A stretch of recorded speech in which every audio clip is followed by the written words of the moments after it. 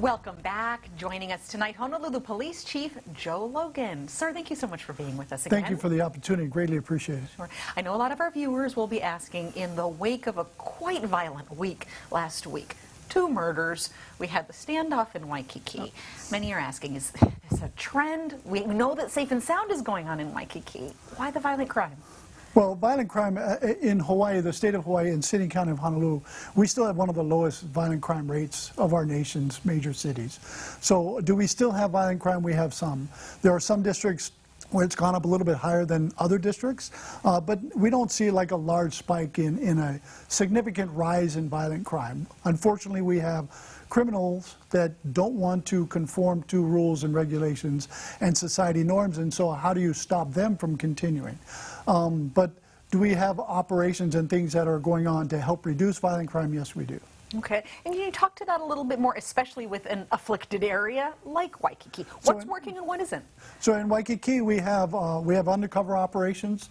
We have patrol operations that target hotspot areas where we have a little bit more crime than not. And so we saturate those areas with patrol officers, both visible and then those are in undercover capacity to try and see if we can deter and or arrest offenders that may be committing violent crimes. All right. Now, we did see some camera footage, I believe, from inside the hotel. Yes. But we understand that the officers in that particular situation did not have body cams. Who does and doesn't have body cams right now, and why not everybody?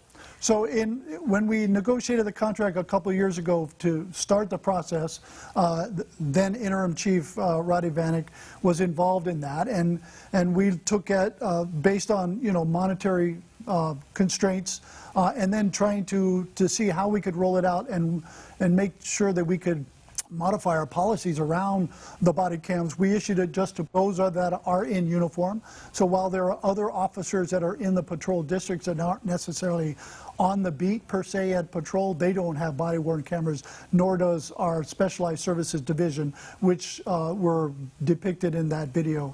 And so we are renegotiating that contract with Axion, who creates the body-worn cameras or makes them. And so in that realm, we're looking at providing body-worn cameras to increase the capacity of our other officers in other divisions. What is the status of concealed carry? We have heard from folks who feel like they've gotten everything in that they need to, even got their classes under their belt. Have any been issued yet? So no, we have not issued any permits or license to carry as of yet. We have I think less than 10 full applications that are in that we are processing right now. We're working through the background and the medical issues or the medical questions that we're asking. And so as they finish those and we get all the answers to the questions that we have, then we'll start issuing. Okay, do you have a sense about how many applications you have that aren't yet complete? We still have close to 600 applications that were submitted between, I guess, the beginning of the year prior to me coming in and then where we are today. We also are verifying the instructors, right? So those that are qualified to teach, those individuals that want to get a license to carry. And there's, I think, less than 20 completing that have submitted their applications, and we've verified 8 of those. So we still have 8 or 10 more to go. And those are for the instructors. That's then, correct. To be verified. Just for the instructors. That's a lot who've come along in a short period of time since the rules came out. Of those 10 people who are complete and that you're reviewing on the medical stage for their concealed carry, do you think you can get them out before year's end? I hope so. We're still working through that. We were looking at a 14-day process.